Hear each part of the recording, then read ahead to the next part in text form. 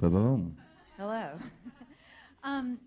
It's so good to have you here. Thank you for coming. And Some say love, it is a river, and drowns the tender reed. I say love, it is a flower, and you, it's only... That's the song I sing whenever someone hands me a wireless mic. Regardless of the situation. It's the absolute first thing I have to do. you know what? I'm with you. Okay. I will now, moving forward. Fortunately, they don't give me a mic that often, so that's a good thing. You know, it's so, like I said, so great to have you here. And I was going to start this conversation somewhere else, but when you introduced Cape Canaveral just now, and you talked about lying in your backyard in the dirt in Nebraska, I wonder how important to you as a songwriter is a sense of place? Very. I think I'm probably guilty of like leaning on that, you know, that kind of archetype of writing probably too much in general, because I always associate, even songs that don't mention a specific place directly, in my mind they're always attached to like a geographical spot, most of them. But no, I think it's important. I think it's cool. I mean, I always loved like songs like that where somebody's singing about New Orleans or LA or wherever, and that kind of like immediately it fills in a lot of blank. You know, it's kind of cheating as like a writer, but I feel like it's good too, because like it gets you there real quick once you say like, down with the, you know, red beans and rice in New Orleans, and then you're like, okay, I know what this guy's talking about. You know, like it saves like a lot of time, and probably. Well, I think it's like always a good move to reference Bakersfield in a song. I think that's always a solid move. Sure. Yeah, I mean, yeah. And, Baker's, yeah. You know, but you know, speaking of that song, I mean, your songwriting, I found myself as I listened to the new album, Upside Down Mountain, which I assume most of you are loving as much as I do. I found myself when I was listening to that album doing that thing I used to do, which is I pulled out the thing out of the CD and I'm reading the lyrics, and now I'm highlighting the lyrics, and I'm kind of doing that thing. And so I want to ask you, I want to go read you a lyric of one of your songs, and I accidentally left the CD at home. I have to guess the song? No, it's actually... This is going to be hard. No, it's my biggest fear after like a math question, so my second biggest fear. All right. Oh, I promise we won't do math. No, it's the first song you played tonight. But you say at the very end of the song, there are hundreds and hundreds and hundreds of ways to get through the day. Just find one. And I find that such a simple but powerful statement. Thank you. No, but where were you when you wrote that song? Where is that song? I'm trying to think. Actually, I can remember. Strangely, I was in a hotel room in London on tour, and that's when I first started working on that song. I can remember that, but yeah, I mean, that's just a sort of a statement I think about the idea that I think as human beings we all struggle with this condition that we all have, which is that we're alive and we're in this beautiful world, and there's beauty and suffering, and that there's like a finite, you know, there's a sand, you know, is running out of the thing, and it's gonna be over soon, you know. And so like a lot of people, and I've had a lot of friends that have what do they call it? Thrown in the towel, and I think about them a lot. Some of them intentionally, some of them not so intentionally.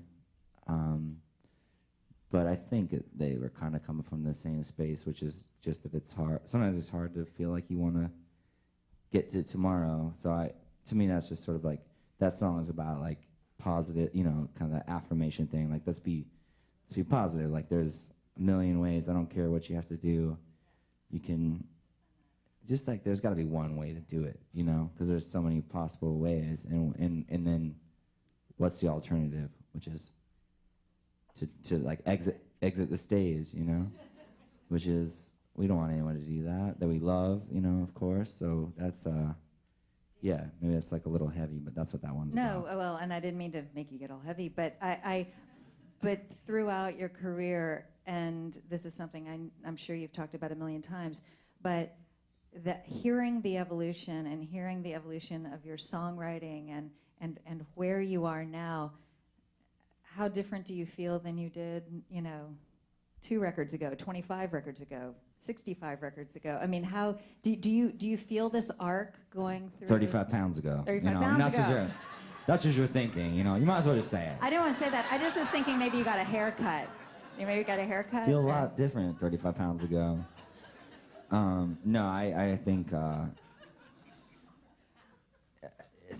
I've been doing some press and stuff and answering this question somewhat around the same idea, and I really do believe it, which is that the songs I wrote when I was like 14 years old or whatever, and the songs I write now when I'm like 34 years old, they're actually not, maybe they're different, maybe hopefully they sound a lot different, and hopefully I'm getting better as a singer and a guitar player and like a lyricist, but I think the essence of it hasn't changed at all, which is just that I think as a writer, a songwriter, or kind of any kind of artist, you know, you make your observations, there's things that stick in your mind that you might not even know why, but they mean something to you, and they kind of burrow into like the recesses of your brain, and like to that whatever that weird creative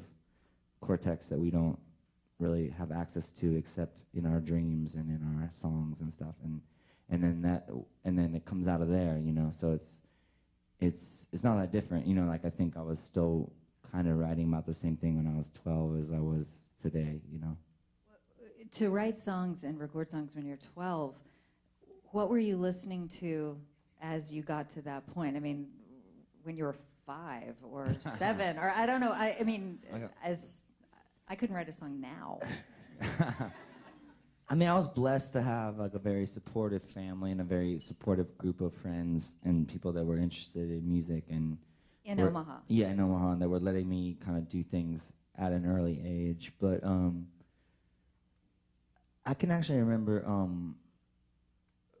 being like 5 or 6 and being in my mom's car, and we like pulled into the driveway, and there was the one kind of classic, I mean, not even classic rock, just like the good old oldies station in Omaha, and there was that the American Pie song, you know, Donald Clinton, which is it's a great song. It's like maybe it's a little overkill. You've heard it too many times. Drive your Chevy to the levee. Yeah, right? But like the verses in that song, and I remember specifically at like age like 6 asking my mom to leave the car on so I could finish listening to the song, because I was curious. I was like, well, there's what is happening? You know, like the Father, Son, and the Holy Ghost, they took the last train to the coast. Like as a Catholic school kid, that was like pretty gnarly to hear at like age 6, you know, and I was like, it's like, wait a second. And then I remember my dad, who was a musician and you know cared a lot about music. That was around the same time as that La Bamba movie.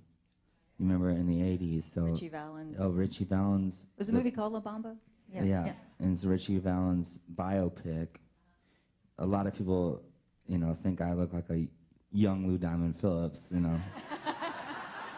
That's a different. 35 pounds. That's 35 pounds lighter, or heavier. But that's a different story. But I remember seeing that movie around the same time, and I remember my dad explaining to me what the song was about, which was that when those musicians died in that plane crash. And I was like, at a young age, I kind of put that all together.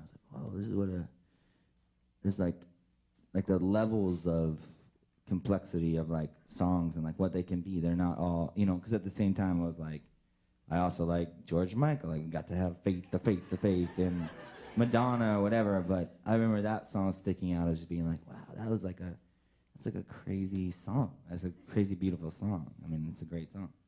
So I don't know what my point was. But. No, but I think that's a great story, and maybe that's a great springboard to talk a little bit about your new album, which strikes me anyway as just this massive collaboration among you and your community, your greater community. Jonathan Wilson, the great Jonathan Wilson. Oh, who's hell on stage. yeah! Let's get an applause for that. Yeah. Who produced the album, plays on the album, is with you here. Standing right here, yeah. Can you talk about how that collaboration came about?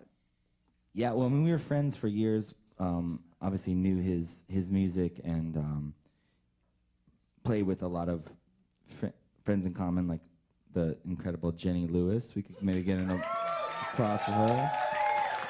I think that's technically when we first met. Jonathan was playing in her band, like just like 7 years ago or something.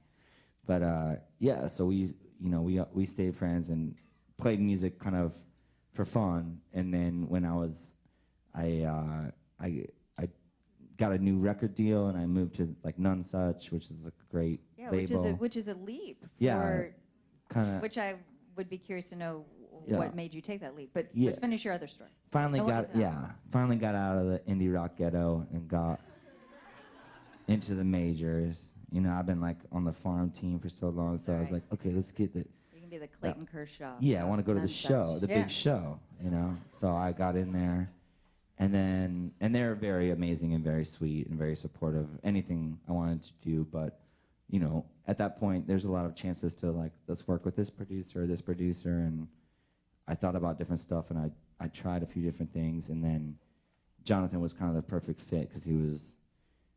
We had the comfort level, and we had the friendship, but then he also brought this whole element to my music that I never had, which is, you know, he gets pegged a lot with kind of like Laurel Canyon, like, you know, revivalist thing, but I think he's like, you know, I know that he's much bigger and deeper than that. He's just like one of the best kind of musical minds around of the generation that we're living in, and he was into it, so we got to make this whole record together. Did you write all of the songs and then take them into the studio? I mean, is that how you work, or is every album completely different? I mean, I definitely come in with the songs complete. I don't like book studio time until I have the songs done. Yeah, so we had a bunch of songs. We had probably, I don't know, 25, 30 songs to like work with. And then, yeah, different levels of demos, and we went to all these different studios and kind of just worked for a good like a year on it, and then finally finished it. So well, present company excluded, who would be a dream collaborator of yours if you could, just living or dead? Living or dead? Yeah. Well, that's easy. Jimi Hendrix. All right.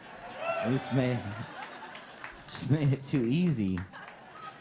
Yeah, if me and Jimmy could rip something or do a split 7-inch, that's no brainer. Yeah. There's something really, to me, super earthy and organic, I hate that word, about your album. It feels very, and maybe this goes back to the sense of place, but very environmental and of its environment. And are you an outdoorsman? Is the earth part of your thing? I feel like I'm a new outdoorsman. Like that was never a big thing when I was growing up. We went to we lived in Nebraska, and my parents would take us to like Colorado, but they weren't outdoorsy. We weren't like camping and stuff. We were like, hey, go to a cabin and da-da-da. But my friend Gary, where you at? My friend Gary? Gary, come down here real fast. Come down and say hi real fast. Walk down here. So this guy... This is the Gary? Yes. Oh my gosh. Gary Burden. This man right here, who is a legend, a legendary art director, has made all the cool shit from California in like the 60s and 70s, all Neil's album covers, and Joni and yours. And mine too, this guy. But, my dude. But, no, Gary's, I love his family, and his oldest son, Brett, is a professional river guide. And they took me on these river trips that really blew my mind, probably like, what, 6 years ago or something? And Conor was showing all the river rafting guides how to run the rapids. It blew their minds. They were not ready for that. So he is an earthman, right? Well, if Gary says so. It's an honor to meet you, and if you don't know his artwork, you must go home and find and... We were just at the Grammy I was at the Grammy Museum last night, did a little show there, and you can see a great exhibit of all his work out there, too.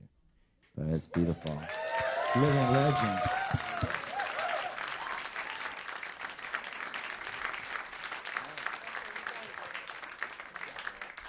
Anything you want to say to like people of Los Angeles? I love you all.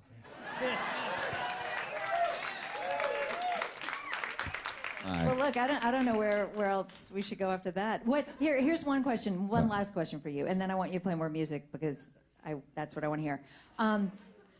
Is there something that we as a group, because there are a lot of Uber fans here tonight, right? We like crazy fans. This is fans that use Uber to get down to the show tonight. And fans use Uber. I'm the same way. I love Uber, man. I hate those fucking yellow cabs. They've been like ruining my life forever in New York. I'm so happy that that's over. And it's privatized. So I'm just happy it's privatized. I don't want to smell any weird incense anymore. I just want my fucking Lady Gaga on the radio. My fucking... Okay, sorry. If they could just pick us up at the airport, then life would be complete, that's right? That's all I want. Yeah, I'm with you. All right, Uber fans notwithstanding.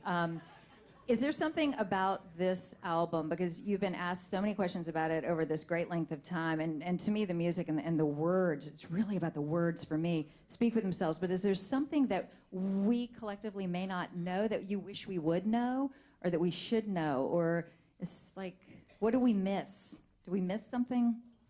Are you asking about my weight again? Yeah. I don't know, maybe 150? I don't know, I haven't been on there for a while.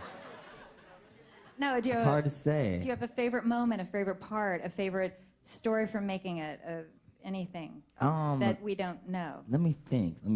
Well, why don't we get one more? Can we get one more guest out here? Yo, Jonathan, we got what? Let's get Jonathan out here real quick, because he actually made the record with me. Jonathan, I know, I was actually hoping he was going to stay up You guys here. got to say what's up to Jonathan. Is he, yeah. Can you tell us, like, I mean, give us one, like, funny, like, little anecdote from fucking Nashville. I was seeing, there's a screen in the green room, back there, and I was seeing you, like, you kind of hold that mic up like this the whole time. You got that mic technique. You're like, yeah, and what's up? So anyway, no, I think, yeah, you just like, but, basically, the main, I think the main point for me, you know, I would say what I would like to take home was that we kept ourselves just like in stitches the whole time, you know. I can tell. That's the only way to survive this whole affliction. But yeah, and just as a producer in the world, blah blah blah, that this guy is so special because he understands and has like so much faith in the process that he doesn't second guess or judge or whatever. He, you know, like he understands that a forward motion, like you know, that's the triumph of the whole thing. So. There's a precision to it that I find so beautiful, and I'm so pleased that you guys are here tonight, and I think you should play music, and I'll be quiet. Everybody, Conor Oberst, Jonathan Wilson.